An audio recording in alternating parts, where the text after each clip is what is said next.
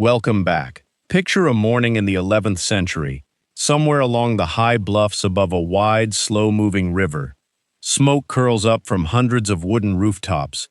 Merchants haul bundles of fur and amber up from riverboats moored below, while somewhere near the top of the hill, masons are still finishing the walls of a cathedral, whose plaster has not yet fully dried.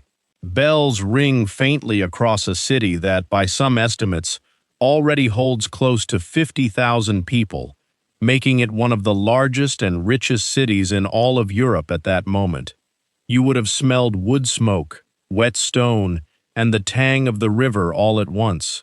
None of the people moving through these streets knew that within 2 centuries, this same city would be reduced to ash and rubble, its walls broken, its churches burned, its population scattered or slaughtered by an army few of them could have imagined. Using AI reconstructions, historic paintings, and archaeological findings pulled from excavations across modern Kyiv, we are going to walk through this city as it once stood, layer by layer, before it fell. And by the end, you will see exactly what remains of it today, standing in the same spots you are about to visit in your imagination. Long before Kiev became a capital of princes and a center of Orthodox Christianity, the hills above the Dnipro River were home to something far more modest. Archaeological evidence suggests that Slavic tribes had settled these bluffs as early as the 5th or 6th century, drawn by the natural defenses the terrain offered and by the river itself, which connected forest and steppe, north and south, in a way few other waterways in the region could match. Early inhabitants lived in small wooden dwellings, dug partly into the earth for warmth, farming the surrounding land, and fishing the river shallows. Trade slowly took root, following what would later be called the route from the Varangians to the Greeks, a long river corridor linking Scandinavian traders in the north to the wealth of Constantinople in the south. Amber, honey, wax, and furs moved south. Silver, silk, and wine moved north. Nobody living in those early river-hugging settlements could have guessed that their home would one day sit at the heart of an empire stretching from the Baltic to the Black Sea, ruled by princes claiming descent from Norse chieftains, worshipping gods that had not yet been replaced by a single new faith carried up from the south. By the 10th and 11th centuries, Kyiv had transformed into the political and spiritual heart of Kievan Rus, a loose but powerful federation of principalities. At its height, the city sprawled across several hills, protected by earthen ramparts topped with wooden palisades that in places rose over 10 meters high. The most famous entrance to the upper city was the Golden Gate, a massive fortified structure built under Prince Yaroslav the Wise in the 1030s. Its arch tall enough for mounted riders to pass through in procession, crowned with a small church whose gilded dome could be seen flashing in sunlight from a considerable distance. Inside those walls stood St. Sophia Cathedral, its 13 domes arranged to mirror Christ and his apostles, its interior covered floor to ceiling in mosaics made from thousands of pieces of colored glass and gold leaf, some tiles angled deliberately so light would catch them differently throughout the day. Construction crews were still repairing sections of scaffolding well into the building's use as a place of worship, a reminder that even the city's crown jewel was never quite finished, always being patched, expanded, or restored, exactly like any structure that people actually live around rather than simply admire. The spiritual and civic life of Kyiv revolved around this same hilltop core. St. Sophia functioned not only as a cathedral, but as a gathering place for princely councils, a library, and a site where important legal and diplomatic documents were kept and copied by hand. Nearby stood the Kyiv-Pechersk Lavra, a monastery partly carved into caves along the riverbank, where monks lived in narrow underground chambers, and where, according to tradition, the practice of chronicling Rus history began, eventually producing the primary chronicle, one of the most important surviving records of early Slavic history.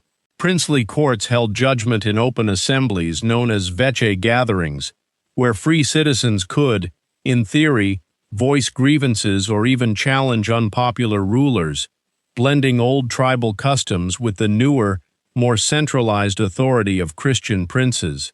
Pagan practices did not vanish overnight after Prince Volodimir's conversion to Christianity in 988. Instead, older beliefs lingered quietly alongside the new faith for generations, visible in folk festivals, harvest rituals, and superstitions that church officials tolerated more than they eliminated. Down in the lower city, in a district known as Podil, ordinary life moved at a very different pace than it did on the hill above. Narrow wooden streets, some of the earliest log-paved roads found anywhere in medieval Europe, ran between densely packed workshops and homes.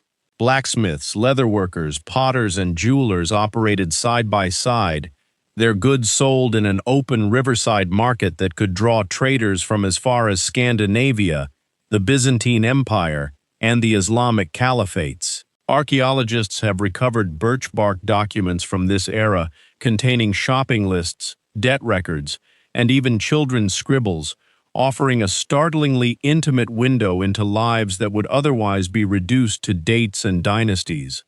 The air here would have carried the smell of tanning leather, roasting grain, river mud, and animal dung, layered with wood smoke from hundreds of household hearths.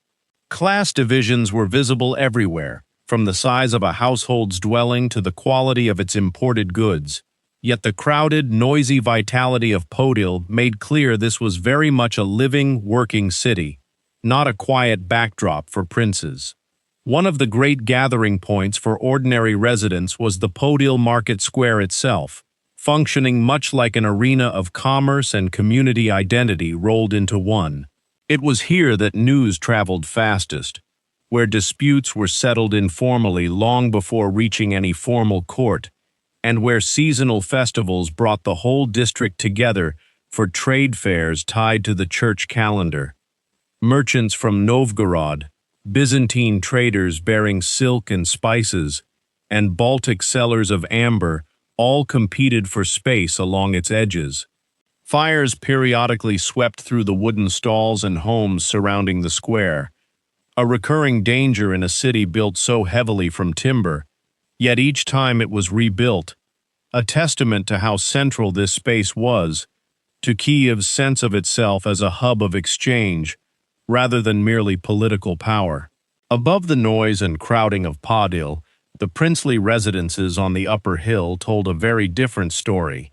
The Grand Prince's Palace complex, though far less studied archaeologically than the cathedral itself, is believed to have included multiple stone and timber structures decorated with imported textiles, Byzantine-style frescoes, and treasures gathered through trade and tribute alike. Princely families dined on silver plates, wore garments trimmed with fur and colored dye reserved for the wealthy, and surrounded themselves with foreign artisans brought specifically to showcase Kiev's status among the courts of medieval Europe. Yet for all this privilege, the walls protecting these palaces were the same walls meant to hold back the same dangers threatening the poorest resident of Podil below. Whatever was coming for Kiev would not distinguish between silk and homespun wool. That danger arrived in December of the year 1240, when the Mongol army under the command of Batu Khan reached the outskirts of the city after already sweeping through much of the Rus principalities to the east. For days, Kiev's defenders held the walls, believing, based on the successful defense of other fortified cities, that their earthen ramparts and timber palisades might hold. What they likely did not fully grasp was the scale and coordination of the force arrayed against them, an army bringing siege engines specifically adapted from captured Chinese and Central Asian engineering, capable of battering stone and timber fortifications with a persistence few European cities had encountered before. Contemporary and later chroniclers describe the noise of the assault as so loud that ordinary conversation inside the city walls became impossible, though modern historians treat such details as likely exaggerated for dramatic effect rather than precise fact. The Golden Gate area and the earthen walls near it are believed to have been focal points of the heaviest fighting, with defenders falling back street by street towards St. Sophia Cathedral itself as the outer defenses gave way. Within a matter of days, resistance collapsed. Fires spread through the wooden districts, and much of the city that had taken centuries to build was reduced to rubble and ash in a fraction of that time. In the years that followed, Kiev did not simply recover the way it once had after earlier fires or raids. Population estimates from the decades after the siege suggest the city's numbers fell dramatically, with some accounts describing entire districts left abandoned, overgrown, and picked over by scavengers searching for anything of value left among the ruins. Political power in the region gradually shifted northward toward Moscow and westward toward Galicia-Volhynia, leaving Kiev diminished, its former grandeur reduced to folk memory, and the physical scars still visible in its half-collapsed churches. For long stretches of the following centuries, the city existed more as a provincial center than the political heart it had once been. Its golden age increasingly treated as legend rather than lived history among later generations who walked past crumbling walls without fully grasping what they represented. Serious archaeological interest in Kievan Rus-era Kiev did not fully develop until the 19th and 20th centuries, as historians and excavators began systematically studying the foundations beneath the modern city. Excavations in Podil proved especially significant, since the waterlogged, oxygen-poor soil there preserved organic material, including those birch bark documents, wooden tools, and even textile fragments, in remarkable condition. Each new excavation added detail to a picture that had previously existed mostly through chronicle accounts written generations after the events they described.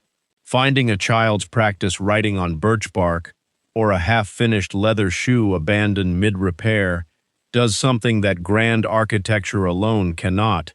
It collapses the distance between a legendary medieval capital and an ordinary neighborhood full of people going about ordinary days.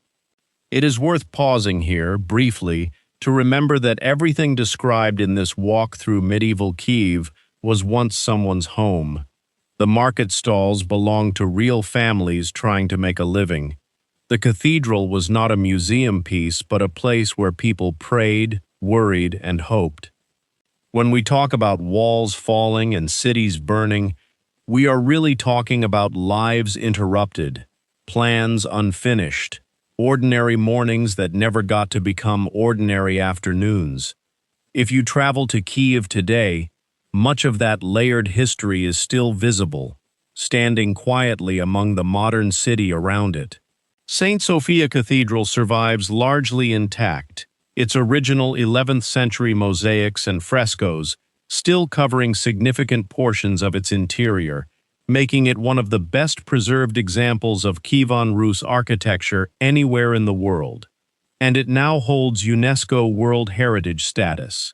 The Golden Gate you saw earlier was reconstructed in the 20th century based on archaeological and historical evidence, standing today as a monument and small museum near its original foundations, which visitors can still view beneath the rebuilt structure. The Kiev-Pechursk Lavra remains an active monastery, its underground cave complexes still open for visitors willing to walk the same narrow passages monks once used for prayer and study. Down in Podil, the street layout still echoes some of its medieval origins, and artifacts recovered from excavations there, including birch bark documents and everyday tools, are now displayed in Kiev's National History Museum, allowing visitors to stand close to objects touched by hands nearly 1,000 years ago. The princely palace complex on the upper hill has not survived in any visible form above ground, though ongoing excavations continue to reveal fragments of its foundations beneath later construction, a reminder that even now, medieval Kiev is still being uncovered piece by piece. Thank you so much for spending this time with me, walking through a city that shaped so much of Eastern European history, long before most of us ever learned its name. If you enjoyed this journey back through medieval Kiev, let me know in the comments, and tell me which lost city or vanished civilization you would like to see brought back to life next. Your suggestions genuinely shape what we cover here, so keep them coming, and thank you again for watching.